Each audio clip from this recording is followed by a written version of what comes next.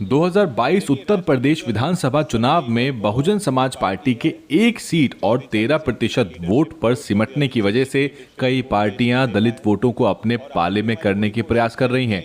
राष्ट्रीय लोकदल ने दिल्ली में अपने कार्यालय में एक प्रेस कॉन्फ्रेंस आयोजित करके जाटव समाज के कई नेताओं को पार्टी में शामिल किया और अपने नेताओं को अहम पद दिए। जाने माने समाज सेवा और दलित एक्टिविस्ट केपी चौधरी को राष्ट्रीय सचिव से प्रमोट करके राष्ट्रीय महासचिव बनाया गया, जबकि पूर्व आईपीएस ऑफिसर ओपी सागर को भी अहम जिम्मेदारी दी गई। इसके अलावा बहन मायावती के सगे बहन के बेटे प्रबुद्ध कुमार को भी राष्ट्रीय सचिव के पद से नवाजा गया है। देखिए, राष्ट्रीय लोकदल सभी वर्गों की पार्टी है।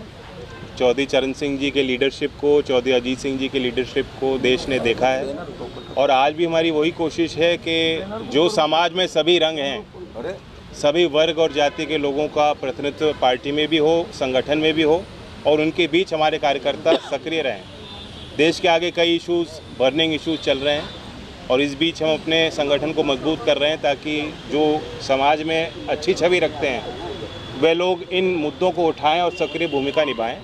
प्रबुद्ध जी को अभी पद हमने दिया है राष्ट्रीय स्तर पे, केपी चौधरी जी राष्ट्रीय महासचिव बनाए गए हैं और बड़ी खुशी की बात है कि श्री ओपी सागर जी, जिनका बहुत लंबा एक परिचय है, उत्तर प्रदेश के हर ज़िले में कार्यरत रहे हैं, एज ए अधिकारी लोगों के बीच रहे हैं, लोगों की सेवा की है और उनकी प्रशासनिक काबिलियत को लोगों ने माना है और आज रिटायरमेंट के बाद एक राजनीतिक भूमिका में ये दिखाई दे रहे हैं। हमारे पार्टी के SC/ST प्रकोष्ठ के राष्ट्रीय अध्यक्ष का चयन इनका हुआ है। हमें विश्वास है कि दल को मजबूत करेंगे, पार्टी की सदस्यता अभियान के लिए विशेष प्रयास होंगे और जो भी ज्वलंत मुद्दे हैं उनको उठाएंगे। वो या साइड में रख लो, मिठाई पकड़ी और शॉल लाओ, ये पकड़ी और शॉल का तो आएगा अभी जी। और लाइए बुके दीजिए भाई, लाओ हाथ लगाइए, एंटी सिंह और करवा दीजिए। चौधरी जिंदाबाद, जिंदाबाद, जिंदाबाद, चौधरी चरण सिंह, चौधरी ओपी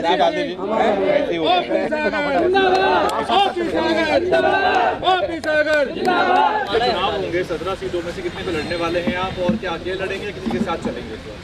हमारा अलायंस यूपी में अभी विधानसभा चुनाव में जो था इससे पहले भी रहा और उसी अलायंस को मजबूत करने के लिए हम लोग आगे बढ़ रहे हैं।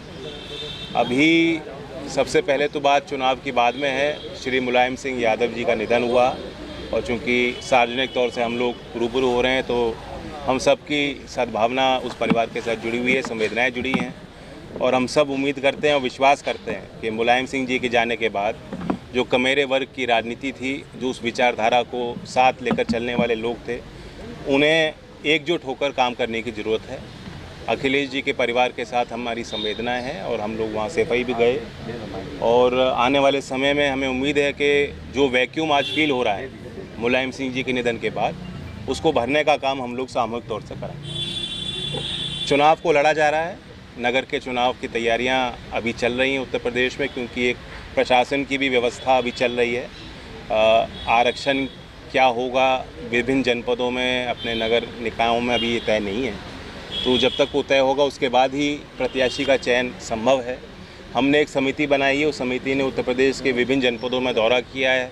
हमारी पार्टी के जो गणमान्य पदाधिकारी हैं, सीनियर लोग हैं, उनके साथ बैठकें की हैं और उनकी रिपोर्ट जब मुझे मिलेगी उसके बाद ही मैं बता पाऊँगा कितनी हम लड़ेंगे, कितनी समझौते में सीट लड़ी जाएंगी, कितने हमारे सिंबल पर लड़ी जाएंगी। देखिए, हमारे नाम में राष्ट्रीय है और पार्टी का भले ही आज हमारा स्वरूप अलग दिखता हो, लेकिन विचारधारा विराट है और एक इतिहास है। जिन प्रदेशों के आप जिक्र कर रहे हो, बल्कि पूरे उत्तर भारत में लोग हमारे दल को जानते हैं, पहचानते हैं। हमें अपनी विचारधारा समझाने की ज़रूरत नहीं है, अपने काम बताने की ज़रूरत नहीं है और उसी दिशा में जब केपी चौधरी जी, क्योंकि अपने आप में एक राष्ट्रीय संगठन से जुड़े हुए हैं, इनका करियर पूरा उन्होंने दिया है समाज को संगठित करने में। हमारे अध्यक्ष जी यहाँ आए हैं परिसंघ की तरफ से, तो इनका भी अपना एक दायित्व रहेगा कि पार्टी का विस्तार, संगठन का विस्तार आज उन प्रदेशों में दोबारा वही स्वरूप हमारा बने और संगठन में जिम्मेदार लोग जो अच्छा काम कर सकते हैं, ज़मीन पर रहते हैं, उन लोगों को जोड़ा जाए। तो सर लगातार बहुजनों की आवाज़ कई दशक से आप उठा रहे हैं और वर्तमान में जो ज्वलंत मुद्दा है 22 प्रतिज्ञाओं को लेकर उसको आप जारी रखेंगे? ये आपसे पूछ रहे हैं। देखिए, इसमें जैसा मैंने अभी थोड़ी देर पहले कहा कि हमारे जो राष्ट्रीय अध्यक्ष हैं उनका जो विज़न है वो पूरा समाजवाद को उनका वो अवतरित करते हैं व्यवहारिकता में।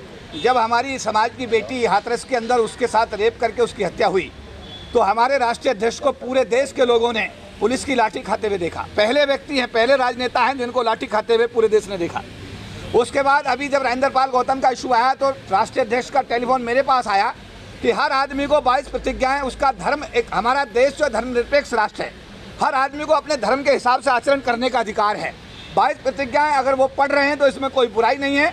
अगर उनकी पार्टी उनको सहयोग नहीं कर रही है राजेंद्रपाल गौतम को, तो आप उनको कहो कि हमारा भरपूर सहयोग राजेंद्रपाल गौतम के साथ है। और राष्ट्रीय सचिव होने के नाते, तब मैं राष्ट्रीय सचिव था, आज मैं राष्ट्रीय महासचिव बना हूँ, तो राष्ट्रीय सचिव के रूप में आपने देखा कि मैं राजेंद्रपाल गौतम के उस समय आंसू पूछ रहा था जब वो अपने घर पर बात करते करते भावुक हो गए थे, तो मैंने उनको ढांढस बजाया और पूरे एनडीटीवी ने, इंडिया टीवी ने, सारे नेटवर्क ने उसको दर्शाया। और जब परसों रैली हो रही थी तो रैली का आपने देखा होगा कि पूरा संचालन, आपने मीडिया के लोग साक्षी हैं, किस तरह मैं भीड़ को नियंत्रित कर रहा था, लोगों को किस तरह लेकर के हम लोग 26 अलीपुर रोड तक पहुँचे हैं। तो हमने राजेंद्रपाल गौतम को इसलिए नहीं कि वो एमएलए है आम आदमी पार्टी के, इसलिए क्योंकि बाबा साहब अम्बेडकर की 22 प्रतिज्ञाओं का मामला था, बाबा साहब की ये प्रतिज्ञाओं का इशू था, इसलिए हमने समर्थन किया। खोज को किसी व्यक्ति को समर्थन नहीं किया, लेकिन उनकी पार्टी के किसी एमएलए ने, किसी एमपी ने, किसी प्रवक्ता ने, किसी कार्यकर्ता ने, किसी भी एक भी आदमी ने राजेंद्रपाल गौतम को समर्थन नहीं दिया। इस पर हमारे, मेरे ख्याल है नागपाल जी ने, हमारे जो है वैभव जी ने बहुत सारे सवाल पूछे, उन्होंने उसका जवाब दिया कि राजनीतिक किसी सवाल का जवाब मैं नहीं दूंगा। लेकिन सौभाग्य से वो आज भी आम आदमी पार्टी के एमएलए भी हैं और वो अभी उन्होंने उससे इस्तीफा नहीं दिया। तो समाज ने जो समर्थन दिया है या देश ने समर्थन दिया है वो बाबा साहब की 22 प्रतिज्ञाओं के लिए दिया है। और मैं बड़े गर्व से कह सकता हूं कि मेरे राष्ट्रीय अध्यक्ष चौधरी जयंत सिंह जी ने उसी दिन मुझे आदेश किया कि इसमें राजेंद्रपाल गौतम जी को इस कॉज पर आज समर्थन दीजिएगा।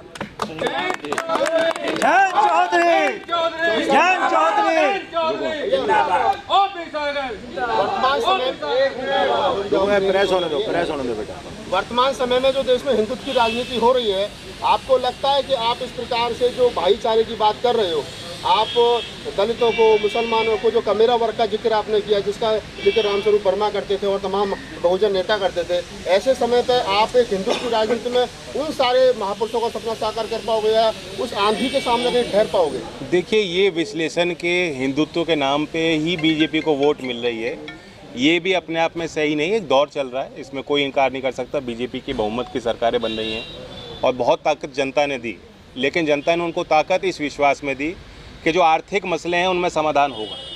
एक तंगी 2012-13 से जो देश में आई थी, अर्थव्यवस्था बिगड़ी थी, उसके बाद एक बड़ा मैंडेट जनता ने बीजेपी को दिया और उसमें जो बड़ी नाकामी है, आप देख रहे हैं अभी दृश्य उत्तर प्रदेश में भर्ती के लाखों अभ्यर्थी किस तरह से उनको जाना पड़ा, उनके लिए कोई तैयारी ज़मीन पे दिखाई नहीं दी।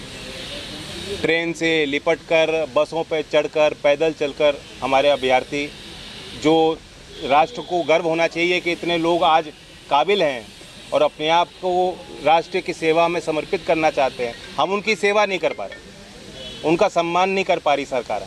तो इस मसले पे चुनाव होता है, इसलिए जो आप कह रहे हो कि मूल स्वरूप देश का सेक्युलर है, आम आदमी देश का हिंसा नहीं चाहता, वो हिंसक प्रवृत्ति का नहीं है, वो देश के संविधान को समझता है, वह अपने मौलिक अधिकारों का संरक्षण चाहता है, वो बचाव चाहता है। ऐसी सरकार को चुनेगा जो मौलिक अधिकार उसको दिलाएगी। भूख, देश की जो बदनामी इस पे हुई है हंगर इंडेक्स पे, ये देश की सच्चाई भी है। ये भी आम आदमी सड़क पे जो रहता है वो जानता है, उसकी रोज़ी रोटी कठिन होती जा रही है, उसका गुजारा कठिन होता जा रहा है, परिवार का पालन वो नहीं कर पा रहा, जो स्थिति आर्थिक उसकी माली हालत 8 साल पहले थी वो आज नहीं है, वो सबको दिखाई दे रही है। इसलिए हमारा मुकाबला हिंदुत्व से के लिए नहीं, हमारा तो देश के लिए इन मुद्दों को लेकर हमें चलना है।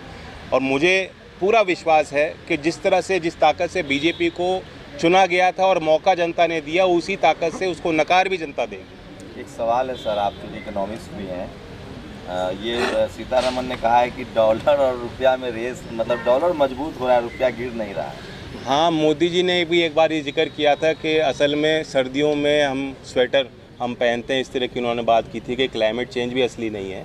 तो अगर क्लाइमेट चेंज भी असली नहीं है और हमें सर्दी ज़्यादा महसूस हो रही है क्योंकि हम बुज़ुर्ग हो रहे हैं, तो शायद ये भी हो सकता है कि डॉलर जो है चढ़ रहा है या रुपया गिर रहा है, इस पर हमारा ही विश्लेषण, हमारी नज़र गलत हो, ये हो सकता है। सीतारमन जी की एक आध बात मान लीजिए ना, आप क्यों सवाल कर रहे हो? सवाल करना अलाउ नहीं है।